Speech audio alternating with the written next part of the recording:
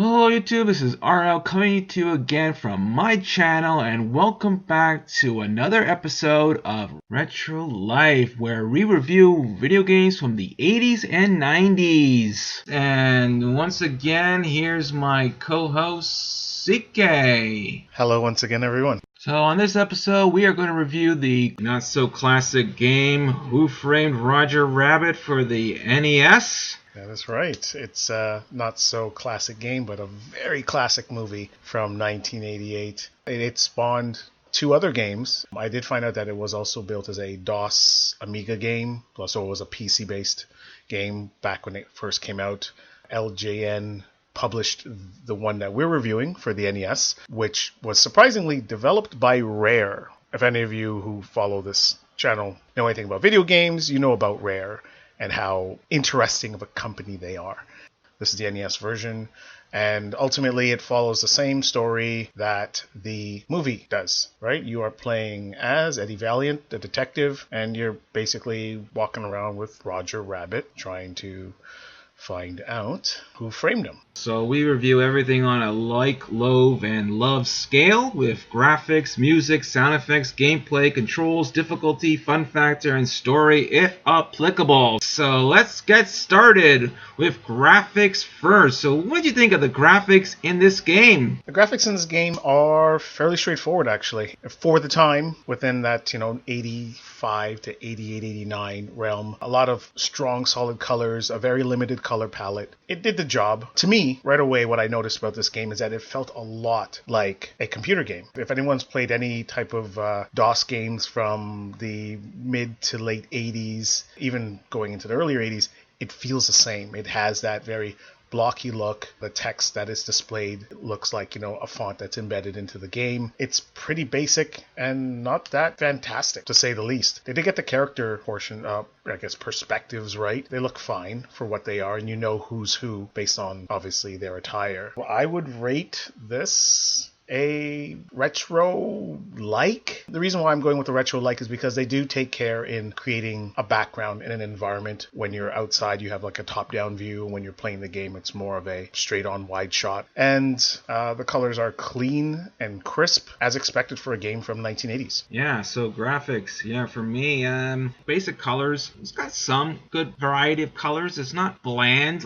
Back to the Future was very basic. The Yes, Back to the Future game, I'm going to say the game that shall not be mentioned, but we're going to compare it to Back to the Future because that was the other crappy game we reviewed from. And this one actually does look better. It actually looks like the characters from the movie. Pretty cool, considering the other game doesn't look anything like the characters from the movie. So this gets a little bit of a thumbs up there for me. I mean, for its time, for the era, you can't really bash it. I want to bash it, but not yet. So the graphics do the job. You can see the characters that look like the characters from the movie. So I'll give them some props for that. They actually put some time into actually making this game look a little bit like the movie, which is appreciative because, when you're playing a movie game, you better damn well do a good job to make the characters look what they're supposed to look like, or you're not going to know what you're playing, Exactly. And that was one of the annoying things about the other game that shall not be mentioned, which I clearly mentioned. The game that shall not be mentioned, but keeps on being mentioned, doing a really bad job of not mentioning that game. But anyways,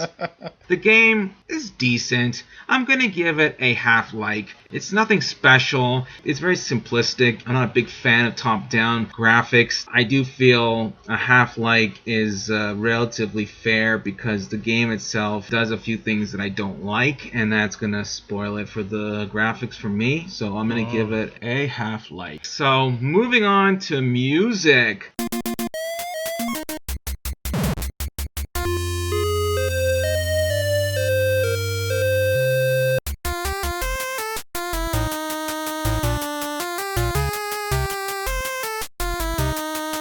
What did you think of the music in this game, CK? I think this generation of video games, especially on the NES for whatever reason, because, games within this generation on the Sega were leagues ahead. And that's not even just the sound processor. It was strictly, just the composers. It's lacking the same thing over and over. I mean, there's 3 or 4 different music bits. So you don't get that feel that the environment is driven by the music, or the music is, somehow affecting your experience in an environment. And for that reason alone, it gets a half like from me. It's not bad, like it's not grinding. I don't not want to hear it, but playing this game for about 30 minutes to 45 minutes, after a while you're just like the same thing over and over, and it gets to you. Yeah, it gets to you for sure. Definitely a retro half-light for me. Awesome. All right, so music for me. Yeah, I agree with a lot of what you're saying, but I think this annoyed me a little more than it annoyed you.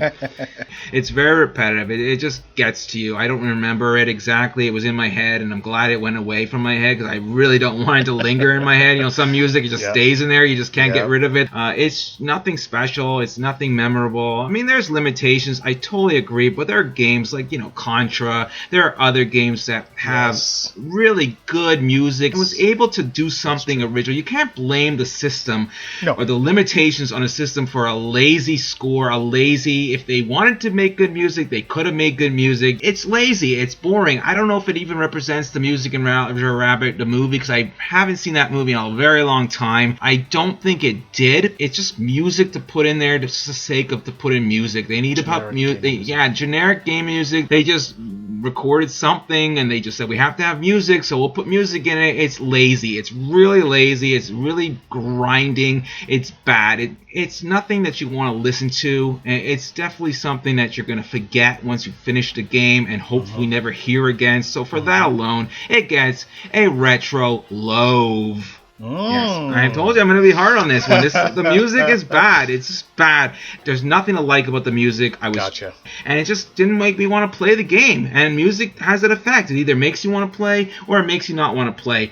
Anyways, so moving on to sound effects. What did you think of the sound effects in this game? Back to basics. It is what it is. The punching sound, characters getting run over, the do-do-do-do-do-do-do when text is playing. Again, very reminiscent of old PC games. It did nothing for me. And really and truly after a while, because it's so limited, like the same, not even say 11 or 15, maybe like 4 to 6 sound effects in the whole thing. It sucks. It straight up sucks. I'm pretty lenient, as you know, with games. This gets a retro Loath from me. Yeah, straight up. There's no ifs, ands, or buts. After literally 5 minutes of it, it was like, oh. It wasn't something that keeps you in the game, and it's not something that adds to the game. There is one sound in the game that is necessary. It's kind of like a siren or a horn or something like that comes up when the weasels are near you to let you know that you are in danger. That is the only time you actually really need the sound in the game. Outside of that, you can get by with just muting your TV and just play the game without the sound, because quite frankly, it's all visual at that point. Get rid of the music, get rid of the sound effects. Try and enjoy it. Try to enjoy it, man. That's not a very good endorsement when you say turn off the music, turn off the sound effects, and you'll enjoy this game a lot better. Anyway, sound effects for me, I don't really remember any of the sounds being anything unique or different or just there, just like the music, generic, basic. I don't even remember it, to be honest. It's that bad. It's not something that would distract me or take me out of the game like the music did. Right. So I don't hate it as much because it blended into the background. I didn't notice it much, and that's a good thing, at least. That's one good thing about the sound effects, where it didn't really take me out of the game, but I didn't even notice it. So it's basic, nothing special, no reason to really go into it too much, because it's just really just there to be there, because they can't have nothing, Correct. So for that being said, I'll just give it a half like. Oh, Yeah, they're not as bad as the music, so I'll just give it a little bit higher score. So moving on to gameplay. What did you think of the gameplay in Who Framed Roger Rabbit, CK? The gameplay is interesting. It's one of those ones where if you like a certain type of game, like the Hugo games from the Commodore days, or any of the Adventure Island games, or the ones where you basically roam around and analyze your environment, seek elements, store them in your inventory, and then use them in later places, this game is for you. It really fits that 1980s kind of a search and complete, or search and find, whatever they were called. I didn't mind that, because I got used to those games back in the day. They're very slow. The pacing is incredibly slow, and it helps you spend time figuring out what to do. Now, on the flip side of that is you're spending a lot of time figuring out what to do. And because of that, the gameplay feels super slow, and the game can take up to an hour to play, and you're doing the same thing over and over, and it gets annoying to a point where it's like, unless you're making progress, you really aren't making progress. You get to a point where if you can't get through a certain set of mechanics or a certain area or a certain set of navigation, I think you said the same thing too with Star Fox, that you just couldn't get into it because you were just hung up on the fact that I can't experience the game well enough to enjoy it because I can't navigate this game. I cannot control it. I don't mind, the search and find and the mystery hidden item type games. So for me, it wasn't as bad of an experience. The gameplay is pretty standard. I think it's cool with Roger kind of running around doing random things, and he reacts to environments as well, which is pretty neat when you're walking around. But as Eddie Valiant, you're literally just going from building to building, and then from room to room. That's all the game is. The majority of it is that. Now there are scenes, where you're with Jessica, where you're at the club. They're different things, but ultimately it's basic. I think we've used this word. It really describes this game. It's a basic game. Basic gameplay, basic music, basic experience. So the gameplay gets a retro-like from me. I don't want to play it again. But if I knew how to streamline the play, I'd play it through again. But quite frankly, I don't care to go through that experience. So it gets a retro-like from me. Well, that's fair. More than fair for this game, in my opinion. So gameplay for me, it's basic. It's just moving side to side, going up to buildings, and you have to click on the door, press and get inside, and everything is just basically looks the same, and it's nothing really exciting. It's walking around, avoiding cars that never stop for you, by the way. Right. And there's like pathways that lead nowhere. I'm trying to explore. I mean, it's kind of cool. It's got like a map. You feels like you're in an open world kind of thing. But a lot of the areas just lead to dead ends. It's like, what's the point? They just made it look like you're going somewhere, but you're really not going anywhere. So the gameplay is just so basic, and it's really boring. It just was lazy, and you go into every building. Every time you speak to this person there, it's always the same. Nothing in this building. I can't help you. Nothing. Nothing in this building. Nothing. And then when you finally find something in the building, the guy says, "There's something in the building to look for," and you can't find anything in there. I don't know what the hell the guy's talking about. They're all like crazy. They're just leading you astray. So the gameplay is just basic, but I'm gonna give it a half-like. It's not the worst gameplay. It's a Loath. It's just pushing it a little bit. I think it's just the way it's set up. It's just bad. It's just doesn't really tell you much what to do. So that kind of makes it a little. Yeah, it's just boring. I mean, it's like you don't know what you're doing. It's like a mystery, and it's like it's not really a very good mystery. At least give you a basic idea of what you're starting and get you like on the right track and give you some kind of information so you feel like the gameplay is something interesting, Right. So because of that, I give it a half-like. Fair. I think it's more than fair. I really wanted to bash this game. So moving on to controls. What did you think of the controls in this game, CK? I didn't mind the controls until I figured out that you can hold the punch button. If you're holding B, he charges up his punch, which delivers a harder punch. Now, the catch to that is timing. So let's say you happen to end up in a screen where the weasels find you. Not in the top view open world section, but like within a building area. You're locked in that screen, so you've got to play and you've got to fight them. And timing the punches is so ridiculous. It feels, I don't say it feels sluggish, but it's just like there's this delay in the controls that just make it difficult. Other than that, walking around and avoiding the cars, or the one car that is trying to do what it's doing and doesn't care about who's in the road, and the snakes in the open world, and the weasels, and avoiding those ridiculous birds that drop bombs, I think. And the rat that can like destroy you in one touch, like it gets so frustrating. And especially when it resets you, like after you die, and it resets you in the exact same spot. And if you happen to be near any other of the a cat, a dog, or a rat, or whatever these things are that can hurt you, they'll just attack you as soon as the screen comes back, like on frame 1. You gotta remember, I gotta go left because there's something right there, because they always spawn in the same spots. So it's not good. The controls are basic, feels a lot like a DOS game. I give it a retro half-like. It gets a half-like because it's not terribly laggy, it's just not very smooth. That's really kind of the only hang-up that I have with it. That's fair. Alright, so controls for me. Yeah, I think the the key word of this game, this review, is basic, right? Yeah. I think that's that's our word of the day, basic. It gets the job done. It doesn't really. It's a little stiff, I find, moving in the actual world when you're actually moving around. It does feel a little too tight, and it doesn't feel responsive. It should have been maybe a little bit looser, so you feel a little less pressure on the D-pad, where you feel like you really have to push it to move. It's not terrible, but it's noticeable. It's just the gameplay is so bad, the controls suffer too. There's nothing really skill-based in this, other than the punching, as you said, and I found the punching to be really tacked on and really bad. It was just there, and I felt like there were times where I was using it and I just did not know how to punch the guy. I think I punched him every time one of those weasels I punched. It was like half the time it didn't work, and I think I punched him once or twice. I may actually make contact. It was just really just bad controls for that. It just like the punch was just added to, so it had some action in the game, and I felt like it was just so badly implemented that it just wasn't necessary. It was like the half the time you're being beaten up and everything is killing you, the birds and the rats, and like, how does a rat kill you? I just don't get it.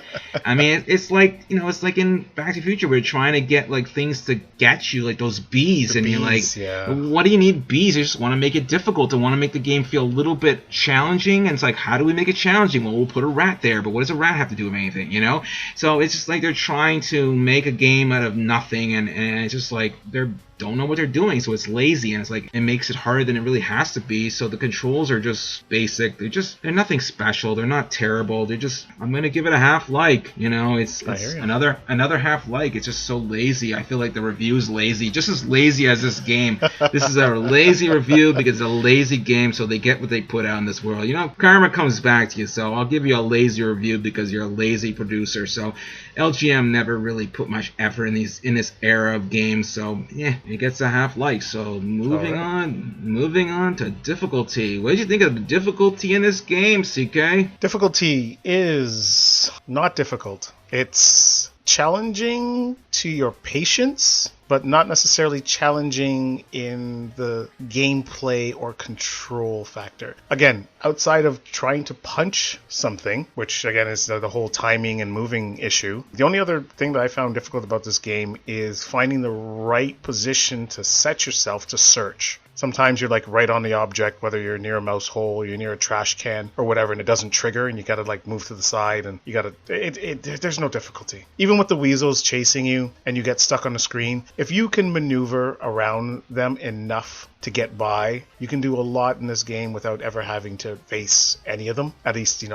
during the first half of the game. And I don't think there's a scaling difficulty at all, other than, like you said, tacking on things like the cats, the dogs, the rats, the bird, the falling pot at every building. For whatever reason, there's a pot just floating, and you go in near it and it bonks you on the head and you lose life. It feels like they just tacked on obstacles for the sake of doing that, because the concept was searching game. Well, how do we counteract that with something that allows someone to feel as though they're actually interacting with this character in this world? Well, let's throw a bunch of animals in there that try to hurt him. Okay, but this is a toon world. You could have put other toons in there. It didn't need to be. I don't know. It didn't work for me. I don't think there's any at all, really and truly, outside of testing my patience. And dude, it's gonna get a retro Loath for me. Yeah, there's nothing there. Not hard, but you just don't feel like it's really anything of a challenge, or they don't challenge you.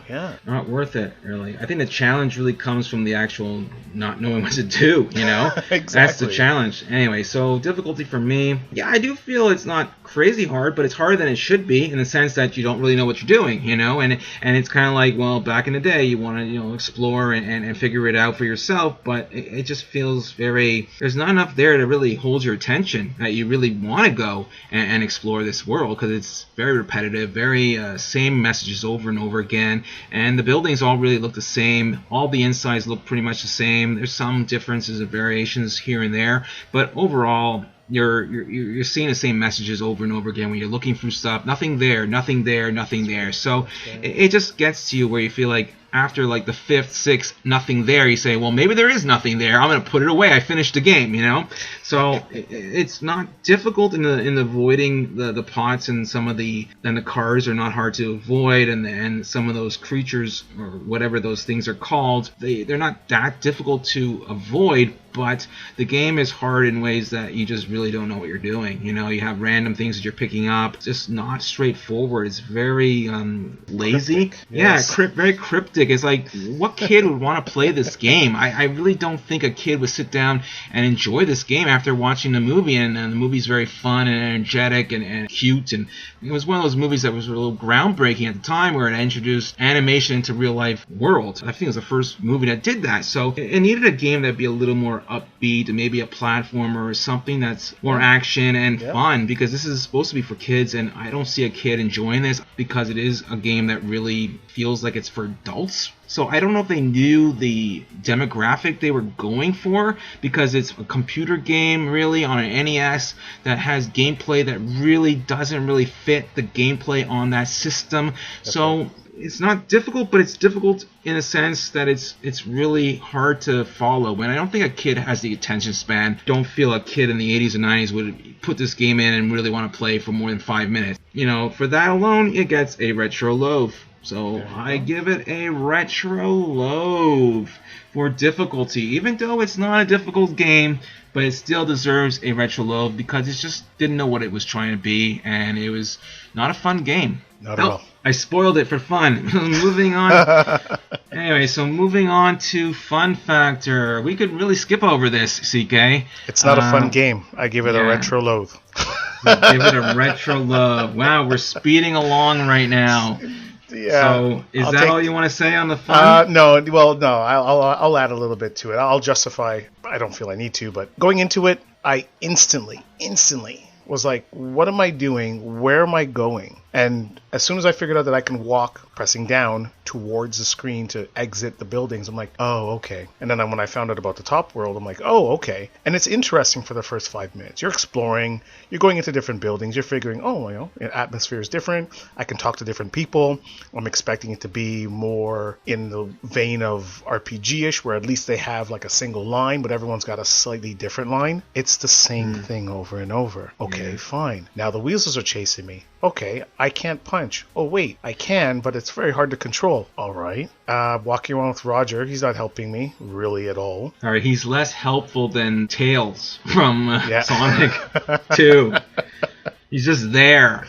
That's true. He's true. He really is just there. And it's neat that they put him in for him just being there, especially with, you know, a little bit of kind of, I wouldn't even call it AI, but whatever random programming they had him kind of, you know, navigate in the area where you're walking around. But other than that, the charm dies off so fast in this game. And because of all the things that we mentioned earlier in this game, and because of the word basic, this game gets a retro Loath from me. You were like debating if it should get a double Loath, weren't you?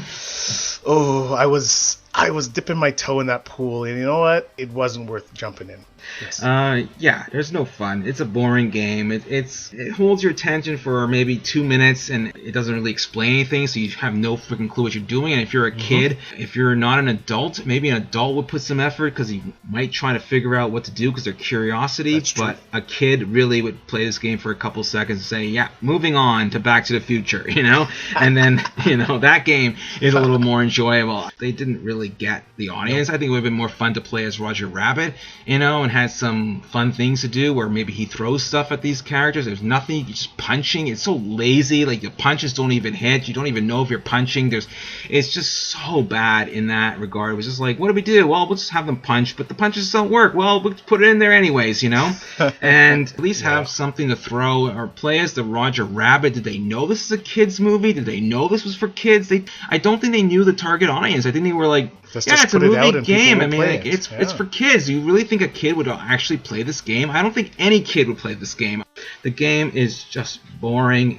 There's no fun to be had in this game. The kind of game they were going for, it didn't work because it was like you need to have variety of speech. You have to have variety of ideas. Of every time you go into a building, it's like, well, you're at nothing in this building, nothing in this building. After 6 times of hearing that, you're like, well, there's nothing in this game. I'll put it aside and use it as a coaster. You know, the game is bad, and it gets a retro double low for fun. Yes, it gets a retro double low. It's that bad. It deserves it. I held back throughout all the other categories. I felt like, okay, maybe not. I didn't feel like it worked for a double low. I was tinkering with a double low a few times with gameplay. I think it deserved it, but no, I didn't think it was bad enough. But the fun, there's no fun, so I cannot let it slide with fun. I can't give it any props, so it gets my lowest rating. It gets a retro double low, a big fat 0 for fun for me. It deserves it. It's just